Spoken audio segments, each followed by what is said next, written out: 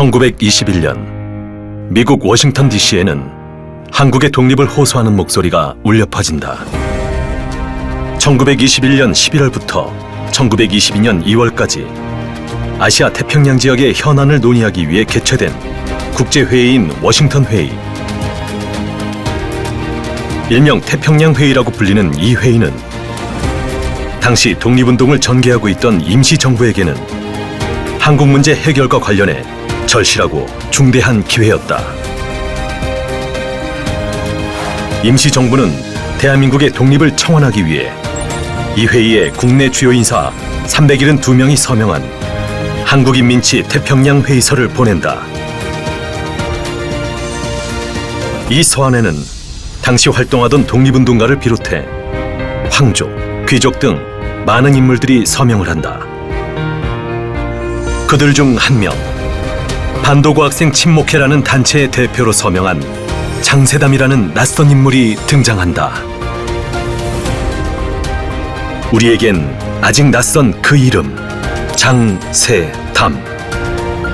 지금부터 장세담이라는 그 이름의 발자취를 따라가 보기로 한다. 우리에겐 낯선 그 이름, 장세담. 바람의 독립군, 범정장형. 장세담이라는 인물이 기록에 등장한 것은 1914년이다. 당시 평양 헌병대장이 작성한 극비 문서에는 장세담은 불령선인 청년들 사이에서 유력한 자로 항상 경성, 안동, 봉천 등지를 완복하면서 불평 동지를 규합하는 데 힘을 기울이고 있다고 기록되어 있다. 극비 문서에 따르면 장세담은 1914년 당시 특무 공작을 하던 독립운동가들 중에서도 매우 중요한 역할을 수행하던 인물이었음을 알 수 있다. 김구, 이시영, 이혜영 이런 분들은 독립운동가로서 유명하신 분들입니다. 근데 사실 독립운동가 중에는 그 특성상 자신의 신분을 숨기고 활동했던 사람들이 더 많습니다.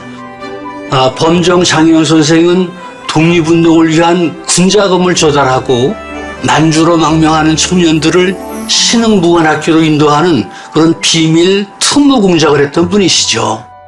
신흥무관학교가 1920년 문을 닫을 때까지 약 3,500명에 달하는 독립군 간부들을 양성했습니다.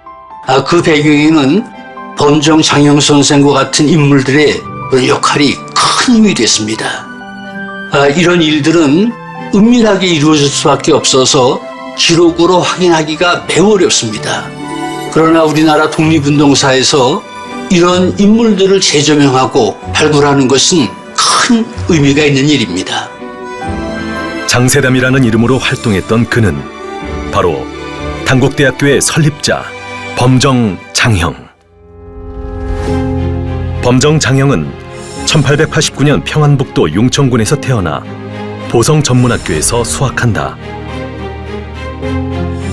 1909년 기후각서가 체결되고 대한제국의 사법권이 일제에 강탈되자 많은 학생들이 자퇴를 하고 독립운동에 투신하게 된다.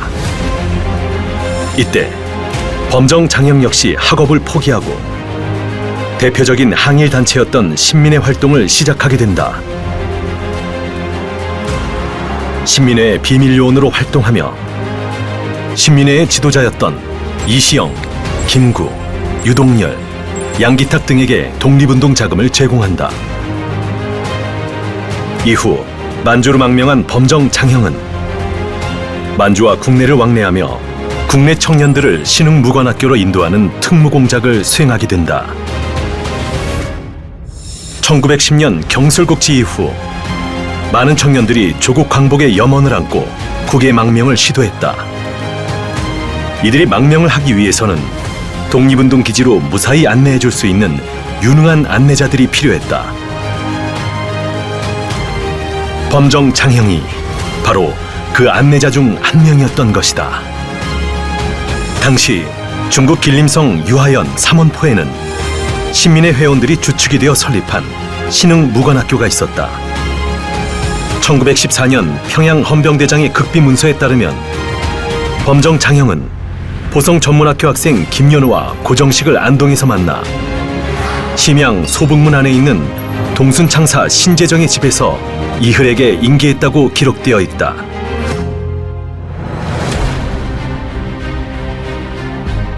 범정 장영은 학생들을 인계하는 특무공작 외에도 국내에서 독립운동 자금을 모금해 임시정부와 만주 독립군 부대에 전달하는 역할을 수행한다. 제가 그때 미국에 있을 때 14살 때였었어요. 근데 저희는 이제 아버님이 독립운동을 하셨고 중국에 계셨고 그런데 아버님을 제가 만나본 적은 딱 2번밖에 없었어요.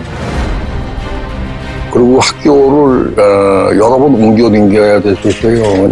어머니가 독립운동 하셨던 아버님하고의 그 생활을 이제 하다 보니까 자식을 제대로 크길 수도 없고, 저희 아버님은 특히 전라도 뭐냐면은 북도, 거기에 곡창지대에 가서 뭐냐면 그 지주도를 만나서 그 독립운동하는 자금을 받는데 그것을 돈을 가져갈 수 없으니까 그 어음을 바꿔서 하는데 그 어음을 바꿀 때 누가 가져가냐면 저희 어머니 몸에 지니고 가셨다고 그래요, 같이. 그러니까 저는 저 방학 때 뭐냐면 학교를 많이 옮겨 다니는 이유가 어머니가 군자금을 이렇게 드시면 그 어음으로 바꾸시거든요. 그러면 제 등 안에다가 앉으면 거기다 이렇게 꼬매요. 예. 그럼 일본 그 고등 형사들이 기차 타고 이렇게 국경을 넘어갈 때요. 아들이 있으니까 조사를 하지 않거든요. 범정 장영은 군자금 모금을 위해 한의사로 위장해 활동하다 수차례 투옥되기도 한다. 기록에 따르면 1930년에는 신의주 형무소에, 1938년에는 서대문 형무소에 수감되었음을 확인할 수 있다. 당시 일제는 전시체제 하에서 국내 치안 유지에 몰두했고 독립운동 자금을 모집하다 체포된 독립운동가들에게 모두 사기죄나 강도죄를 적용해 탄압을 했다. 범정 장영과 같은 요시찰 인물이 한국인들에게 불온한 영향을 끼치는 것을 꺼려 억지 재판을 거쳐 투옥한 것이다. 훗날 범정 장영은 일제의 재판이 얼마나 비인도적이고 편파적이었는지 필설로서는 헤아릴 수 없다고 회고했다. 범정 장영의 당시 재판 과정에는 이석하와 박기홍이라는 인물이 등장한다. 이석하는 후에 당시의 정황을 생생하게 증언했다. 당시 범정 선생은 지압과 침술의 명의로 위장해서 독립운동 자금을 조달하기 위해 국내외를 통번서주했습니다. 이를 아는 국내 거부 인사들로부터 존경을 받게 되고 많은 돈을 모아 독립운동 자금을 지원할 수 있었습니다. 또 한 사람, 박기홍은 장훈학교를 운영하던 유경사업가로 범정 장영의 친우이자 비밀리에 군자금을 제공했던 사람이다. 박기홍은 해방 직전 서거했으나 그의 재산은 미망인인 조희재 여사에 의해 학교법인 단국대학의 설립 자산으로 활용된다.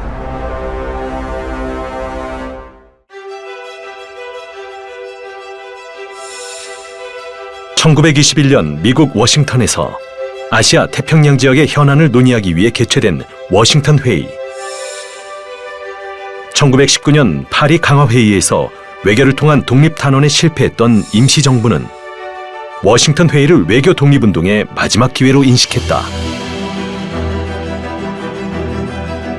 이를 위한 활동 비용의 충당 문제가 제기되자 임시정부는 여운홍을 국내로 파견해 임시정부의 국내 거점 상공진흥회의 회장이었던 범정 장영과 접촉하게 한다.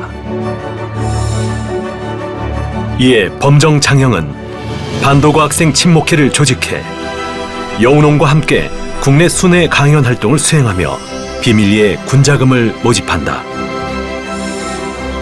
1930년대에 이르면 범정 장영은 길림성 반석현에서 정미소를 운영하며 독립운동 자금을 마련한다. 내가 중국 땅에서 독립운동 할 때는 창고에 쌀을 가득히 쌓아놓고 그 쌀을 중국인들에게 달아서 그 돈을 가지고 소방 부평에 가서 무기를 구입하는 일을 전담하던 그런 때가 있었죠. 이처럼 밤낮을 가리지 않고 노력한 범정의 열정은 조국의 독립을 위한 초석이 되었다. 1945년 8월 광복이 되자 범정 장영은 그해 10월 고국으로 돌아오게 된다. 귀국 전에 범정은 심양에서 국민혁명군 동북보안사령부 고급 참모이자 동북한교 사무처장 김홍일을 만난다. 범정은 그로부터 김구 선생이 나가시니 들어가서 김구 선생을 도우라는 말을 듣게 된다. 이후 범정은 조국의 품으로 돌아와 백범 김구 선생과 함께 민족사학을 설립하는 일에 매진한다. 1947년 11월 3일 해방 이후 최초의 4년제 민족사학인 단국대학교는 그렇게 탄생하게 된다. 범정 장형, 우리는 그를 바람의 독립군이라 부른다. 군자금 모집과 특무공작이라는 극도로 위험한 임무를 완수하기 위해서 그는 어떤 흔적도 남기지 않고 활동했다. 조국의 독립이라는 큰 목표를 향한 희망의 불씨를 지핀 그의 용기와 희생은 한국 독립운동의 근간이었고 그의 삶은 자유와 평등, 정의를 향한 끊임없는 투쟁의 상징이 되었다.